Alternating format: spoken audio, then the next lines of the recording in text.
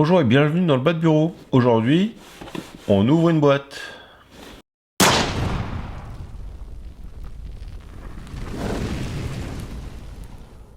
Dans la boîte, il y avait ça. C'est mon AR15. C'est mon premier vrai AR15. J'en avais un autre mais qui était en 22.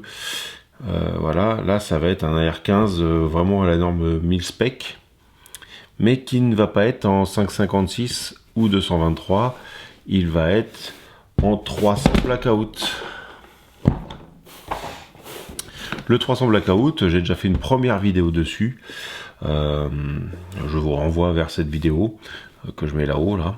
Donc je parle de ce calibre, du rechargement que je vais en faire.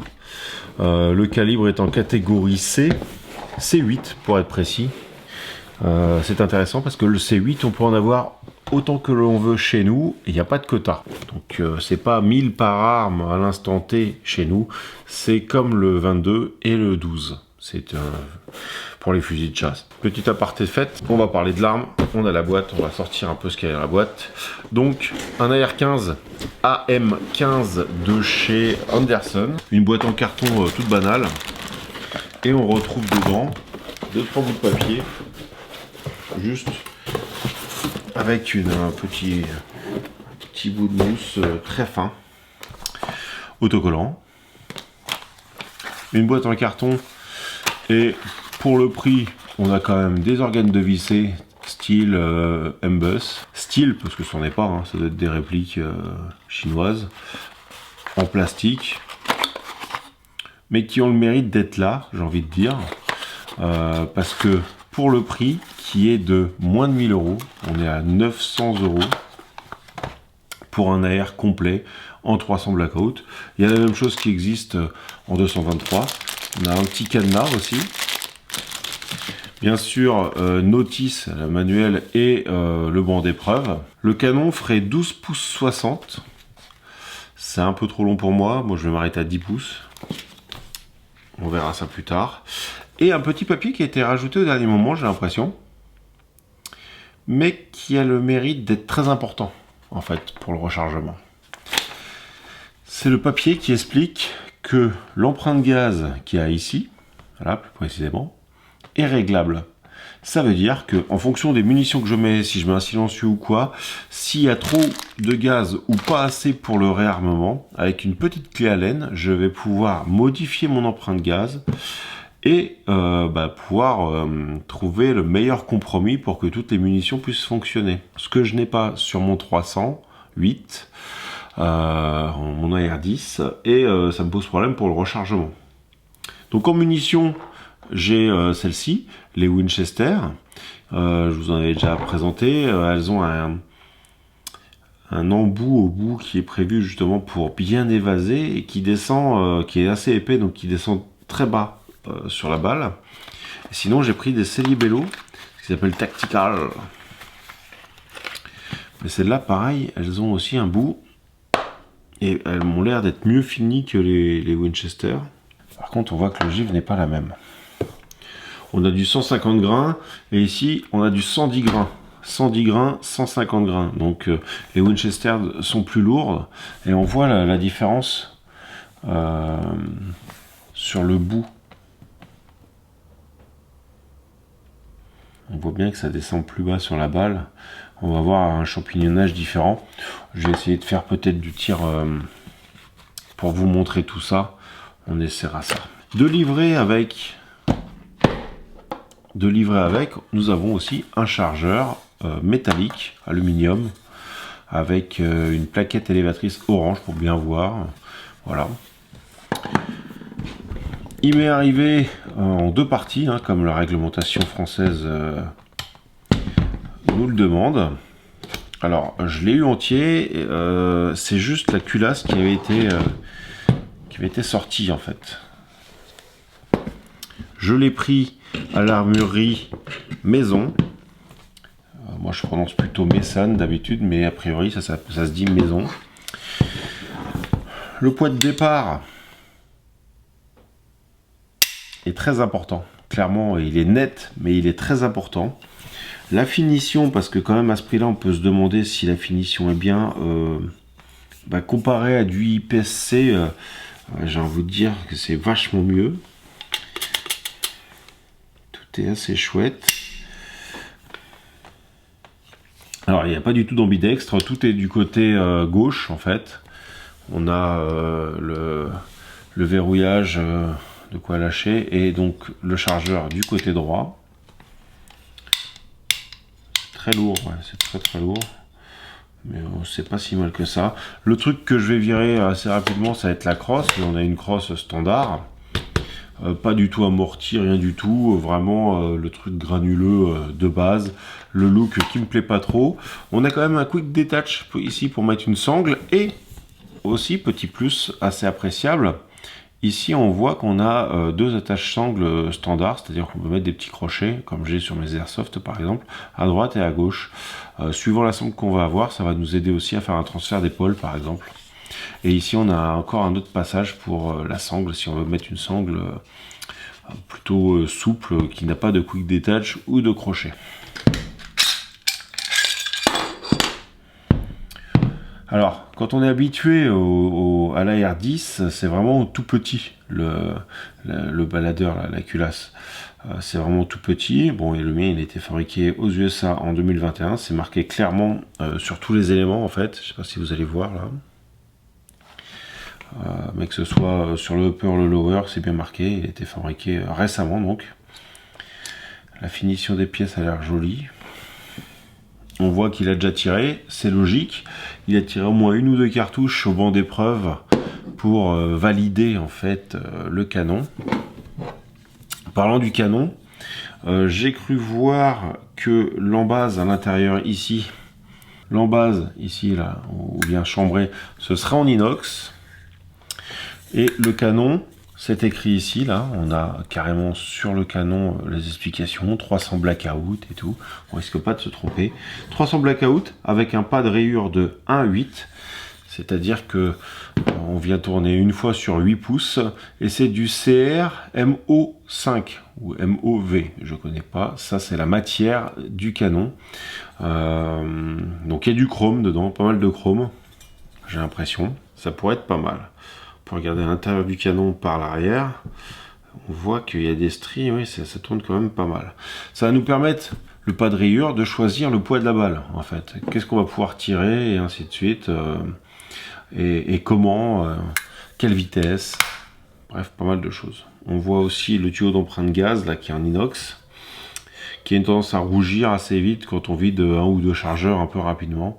On verra ça au stand. Bon. Que dire d'autre? Il va me falloir d'autres chargeurs. Je pense que je partirai plutôt sur du Magpul.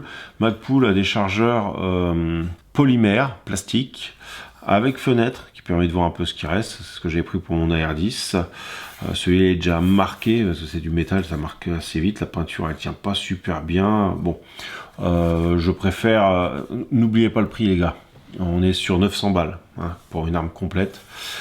C'est quelque chose qui vaut pas cher aux US, qui vaut bien moins cher que ça, mais en France, c'est le meilleur rapport qualité-prix. Il n'y a pas d'autre chose. Quand on voit la qualité des traitements, ça va. La poignée, elle est pas folle. C'est une poignée standard. Il n'y a pas de quoi ranger quoi que ce soit dedans. De toute manière, j'ai prévu de le changer. Donc, si vous n'avez pas trop de moyens, Anderson, ça me paraît pas être une mauvaise arme. C'est pas un piston, c'est un emprunt de gaz. Mais bon... pour ce qu'on s'en sert, ça pose pas de problème. J'ai déjà eu pas mal de retours, donc justement parce que j'ai mis ça dans les, j'ai mis ça sur les réseaux sociaux. J'ai eu un militaire lui qui s'en sert, qui a déjà tiré au moins 3000 coups avec, il n'y a eu aucun problème. J'ai un abonné Patreon qui s'est pris un AR-15 en 223 de chez eux, il en est ravi. Donc j'écoute un peu tout le monde, en même temps c'est moi qui lui avais conseillé, donc heureusement qu'il est content, mais parce qu'au niveau terme rapport qualité-prix, il avait une target en fait de prix, et je lui ai dit de partir là-dessus, que ça allait aller très bien. Avant d'aller au stand, parce qu'on va aller au stand à la fin, on va tirer avec quand même, qu'est-ce que l'on va dire du projet? Le projet que j'en ai moi, parce que ça a un peu évolué. Je vous avais parlé d'un projet que j'avais pour mon 308 qui lui aussi a évolué du coup parce que avec l'arrivée de celui-ci. Ce que j'aimerais bien en faire, vous savez qu'on a on a un quota en France avec un nombre d'arbres défini. On doit avoir 12 armes complètes de catégorie B. Et pas plus. Les AR-15, le lower et le upper, c'est une catégorie B à chaque fois parce qu'il y a des malins qui ont assemblé des catégories B5. Alors, le B5, c'est pièces détachées. Ils ont assemblé 2 pièces détachées, donc en gros le haut et le bas, et ça leur a fait des fusils avec autant qu'ils en voulaient parce que les B5 sont hors quota. Donc maintenant, ce sont des B5 mais comptés. C'est considéré comme une arme entière. Moi je l'ai déjà au quota, donc j'ai pas envie de faire ça. Ce que je vais faire par contre, vu que tout le bas ici, et même le chargeur est identique au 5,56, je vais me prendre juste le canon, parce qu'il n'y a que le canon qui change. Et ici, je vais avoir une bague de démontage rapide du canon. Ce qui va me faire une carabine rapide à démonter et à rendre compacte. Et en plus de ça, je vais avoir la possibilité, une fois que je vais avoir le canon de 5,56 dessus, de pouvoir aussi mettre une conversion 22 qui est juste ce que je reviens de remettre dedans, c'est-à-dire la culasse en 22. Et avec, je pourrais tirer donc les 3 calibres, 22 pour faire essayer à quelqu'un, 5,56 si j'ai envie de tirer du 5,56 et 300 Blackout. En gros, le 300 Blackout a été inventé sur une base de 300 Whisper que je vous donne en fait, que je vous explique un petit peu dans la vidéo précédente, ce que je vous ai déjà mis dans le coin. Ça a été inventé pour un peu concurrencer ce qu'ont fait les Russes sur une base allemande, c'est le 7,62 par 39, c'est-à-dire avec un étui le plus petit possible, envoyer une balle le plus lourd possible. En gros, c'est ça pour pouvoir en emmener un maximum. Inconvénient du 7,62 par 39, l'étui est conique, on a des chargeurs bananes, puis ça prend quand même de la place. Là, on part sur quelque chose d'aussi compact que du 5,56, mais avec un pouvoir perforant ou d'arrêt, suivant ce que l'on a comme pointe, on va dire, comme ogive, qui va être bien supérieur. Tout a des inconvénients, on peut pas avoir le truc parfait, ça reste toujours compromis, bien sûr. Mais on a déjà quelque chose de bien sympa, de bien costaud et assez simple en fait en mise en œuvre, vu qu'il n'y a vraiment que le canon à changer. Si vous en avez un en 223 avec un canon, vous pouvez tirer du 300 Blackout. Je vais juste appuyer, voilà. Il y a encore un peu de place dans le chargeur. Allez, sur ces bonnes paroles, on file au stand, on va voir un peu ce que ça donne, voir s'il y a du blast, voir s'il y a des flammes, parce que le canon n'est pas très long, hein, du coup, on a un canon de 12, et par la suite, je pense que je vais le silencer. Donc je vais raccourcir ce canon, prévoir un silencieux qui va, enfin modérateur de son qui va pouvoir aller sur celui-là, et vu que c'est du 300, ça pourra aller aussi sur mon 308, sur mes deux 308, et après, prévoir le démontage pour déjà le rendre compact, le rangement au niveau du rangement, et aussi pouvoir changer les différents calibres. On verra pour la crosse, je suis pas encore décidé. Si j'en mets une très courte qui rentre et qui ressort, si j'en mets une qui se plie, je sais pas. Ou si je laisse comme ça, parce qu'une fois qu'on retire le canon, ça nous fait quelque chose de pas très long quand même. On verra. On verra, on verra. Allez, go au stand.